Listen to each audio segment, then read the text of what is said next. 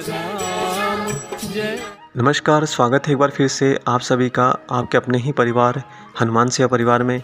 आशा करते हैं कि प्रभु श्री हनुमान जी और परम पूज्य बाबा नीम करोली महाराज जी आप सभी भक्तों पर असीम कृपा बनाए रखें और आप सभी के जीवन को बहुत खुशहाल रखें, बहुत तरक्की में रखें।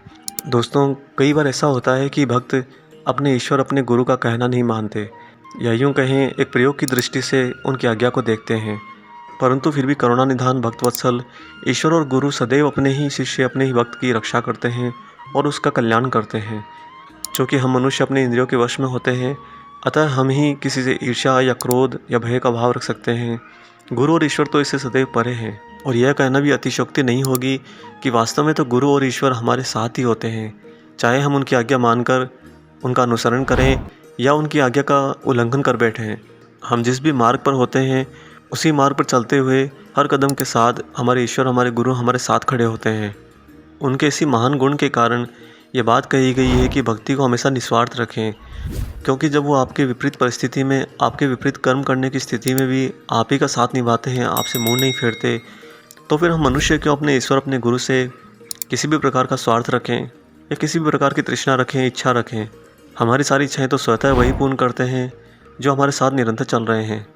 इस जीवन में करने वाले सारे कर्म और घटने वाली सारी घटनाएं अपने ईश्वर को इस तरह से समर्पित करिए जैसे कि यह उन्हीं का प्रसाद है। एक छोटे से उदाहरण से आपको समझाते हैं। कई बार जैसे घर में आप अपने ईश्वर के लिए प्रसाद बनाते हैं, कभी आप उसमें शक्कर डालना भूल जाएं और आप पूरा प्रसाद बनाकर भोग लगा दें। फिर जब वही भोग आप ग्रहण करते हैं तो जब तक जीवा आपकी वह स्वाद नहीं चखती, तब तक आपके लिए भोग उतना ही रस में, उतना ही मिठास भरा होता है। जब आपकी जीवा उस प्रसाद के संपर्क में आती है, तब आपको अंदर आत्मग्लानि भी होती है कि मैंने मेरे ईश्वर के प्रसाद में शक्कर क्यों नहीं मिलाई, मिठास क्यों नहीं करी। अतः यहाँ पर यह बात स्पष्ट है कि जब उनका प्रसाद बिना मिठास के भी आपको मिलता है, तो आप उसे उसी भाव से ग्रहण करते हैं जिस भाव से आप उनका वास्तविक मीठा प्रसाद ग्रहण करते हैं। यही उनकी कृपा दृष्टि और कल्याण का सर्वोपरि भाव होता है। और मनुष्य का परम कर्तव्य यही है कि जब आपके ईश्वर आपको इतना निस्वार्थ होकर अपना प्रेम, अपना स्नेह देते हैं, अपनी करुणा देते हैं, अपना आशीर्वाद देते हैं, तो आप उनकी आज्ञा का उल्लंघन करने के बजाय आज्ञा का अनुसरण करें, उनके दिखाए मार्ग पर चलें, उनके द्वारा दिए गए ज्ञान से खुद को दीप्तिमान करें और साथ ही उस ज्ञान के प्रकाश को चारों दिशाओं में उज्ज्वलित करें।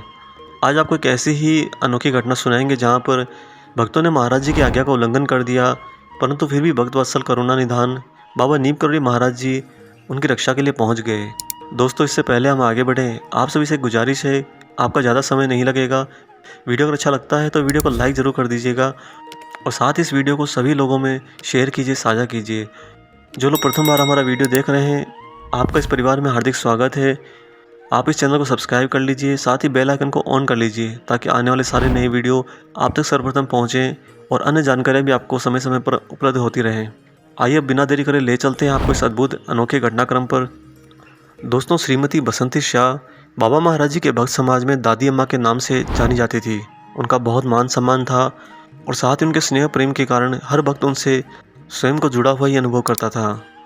वह यूँ तो रहने वाली नैनीताल की ही थी, अतः वह अक्सर कैंची धाम बाबा महाराज जी के दर्शन करने और उनके सेवा के अंदर आया करती थी। श्रीमती बसंती शाह बड़ी ही हंसमुख स्वभाव की थी और बहुत ही साफ मन की थी, अतः अन्य भक्त उन पर बहुत आसानी से पूर्ण विश्वास कर लेते थे और उनके कही गई किसी आज्ञा का अनुसरण भी करते थे। श्रीमती शाह ने अपने जीवन में चारों धाम बद्रीनाथ, केदारनाथ, यमुनोत्री, गंगोत्री आदि स्थानों के बारे में बहुत सुना था, परंतु उन्हें अपने जीवन में इसका कभी मौका नहीं मिला कि वह वहाँ की यात्रा कर पाएँ। जब वह महाराज जी की सेवा में आश्रम में आती थी तो अन्य भक्तों से ऐसे अनुभव सुना करती थी जो इन जगहों के बारे में हो। अतः एक बार उन्होंने महाराज जी से आज्ञा ली कि बाबा, अगर आपकी आज्ञा हो तो मैं कुछ माइयों के साथ लेकर हम लोग गंगोत्री और यमुनोत्री की यात्रा कराएं। महाराज जी बड़े खुश हुए, परंतु साथ ही बाबा ने बसंती माई को सख्त हिदायत दी कि जाओ, लेकिन यमुनोत्री मंदिर में रात को भूलकर भी नहीं सोना। अगर तुम्हें वहाँ संध्या हो जाए तो नीचे हनुमान चट्टी में उतर आना और किसी भले भगत के यहाँ पर आश्रय ले लेना। तत्पश्चात ये माइयाँ बाबा का आशीर्वाद लेकर दर्शन करने के लिए निकल गई और अपनी यात्रा के दौरान इन धामों की महिमा का गुणगान सुनते हुए और गाते हुए बसंती माई के साथ आई अन्य माइयों में एक माई जो अक्सर नेता बना करती थी, उन्होंने खुरापाती दृष्टि से बसंती माई को समझाया कि रात में 2 बजे वहाँ पर यमुनोत्री में घंटे और घड़ियालों के साथ दिव्य वाद्य यंत्र और नाद भी सुनाई देता है। यह सब देवी देवताओं की कृपा से होता है और सभी देवी देवता वहाँ पर विद्यमान होते हैं। इसलिए क्यों ना हम वहीं रुक जाएं। क्या पता हमारा जीवन में दोबारा यहाँ आना हो या ना हो। ऐसे दुर्लभ क्षण को अनुभव किए बिना नहीं छोड़ना चाहिए। परंतु इन लोगों को यह मालूम नहीं था कि इस नाद को सहन कर पाने की शक्ति मनुष्य के वश में नहीं होती है और उसके स्वर और ब्रह्मांडी ध्वनि इतनी तीव्र होती है कि हमारे कान फट जाने से हमारी मृत्यु भी हो सकती है। और साथ ही है कि जंगल में शेर के गुर्राने की आवाज़ भी आती है। कई बार वास्तविक शेर को भी देखा गया है। परंतु इन सभी बातों को नकारते हुए उस नेता माई के उकसाने पर श्रीमती बसंती माई महाराज जी की आज्ञा का उल्लंघन करके उस मंदिर में ही उनके साथ रुक गई। वह यमुनोत्री मंदिर हजारों फीट की ऊंचाई पर स्थित था। जब वे लोग वहां पर रुक गए और सूरज ढलने के कुछ समय बाद जब अंधेरा गहराने लगा, तभी अचानक एक पता नहीं कहाँ से एक साधु एक मामूली सी चादर ओढ़े हुए वहाँ आ गया है। श्रीमती बसंती शाह को यह देखकर थोड़ा आश्चर्य हुआ, क्योंकि इतनी कड़ाके की ठंड और चारों तरफ बर्फ़ की जमी चादर के बीच ये साधु कैसे भला एक चादर मात्र में यहाँ पर है। फिर उन्होंने सोचा कि हो सकता है इन्हें यहाँ रहने की आदत पड़ गई हो। वह साधु नज़दीक आया, उन माइयों से पूछा कि तुम लोग कहाँ से आए हो और यहाँ क्या कर रहे हो। उन माइयों ने बताया कि हम कैंची धाम से आए हैं और हमारे गुरुदेव की आज्ञा से हम यहाँ दर्शन करने आई हैं। हम उस दिव्य घटना का अनुभव करना चाहते हैं जो मध्य रात्रि में घटती है, अतः हम लोग यहीं पर रुक गए हैं। वह साधु खिलखिलाकर हंसा और बोला, अच्छा, देखो ना, मुझे भी तुम्हें देखकर साहस आ गया है और यहाँ रात बिताने की इच्छा भी हो गई है, वरना इस वीरानी और डरावनी जगह पर यहाँ रात बिताना किसी के लिए भी मुमकिन नहीं होता। और वह साधु वहाँ माइयों के साथ बातचीत करते हुए वहीं रुक गया। बसंती माई को कुछ क्षण में यह आभास होता कि साधु साधारण साधु नहीं लगते, क्योंकि बार बार जो उन्हें कड़ाके की ठंड का एहसास होता, उसके बीच वह साधु इस तरह से निर्भय होकर बैठा था जैसे यही ठंड उसके लिए स्वतः ऊष्मा बनी हुई हो। फिर गहराती रात्रि में वो साधु बोला कि मैया, अब हम थोड़ा विश्राम करेंगे, और यह कहकर वो साइड में जाकर लेट गया। आधी रात बीतने पर घंटे घड़ियालों की ध्वनि तथा संगीत में गाजे बाजे का नाद वास्तव में सुनाई देने लगा। इसके साथ ही एक भयंकर शेर की गुर्राहट और बार बार पूंछ पटकने की आवाज़ भी आने लगी। वह दृश्य अनुभव की दृष्टि से इतना विभत्स था कि माइयाँ भय से काँप उठी। इस भययुक्त मानस के रहते दिव्य नाद सुनाई देने का प्रश्न ही नहीं उठता था। किसी तरह राम नाम का जप करते हुए महाराज जी करते हुए इन माइयों ने रात बिताई और सुबह होते ही तुरंत वापस लौट चली। जाने से पहले उन्होंने साधु को खोजा, परंतु न तो वहाँ कोई साधु था और न ही उसके कोई पद चिन्ह थे। उन्हें बड़ा आश्चर्य हुआ कि अगर ये साधु वापस गया भी होगा तो इस बर्फ़ में कहीं तो उसके पैरों के निशान होंगे, परंतु दूर दूर तक किसी भी मनुष्य के आने और जाने के कोई पैरों के निशान नहीं थे।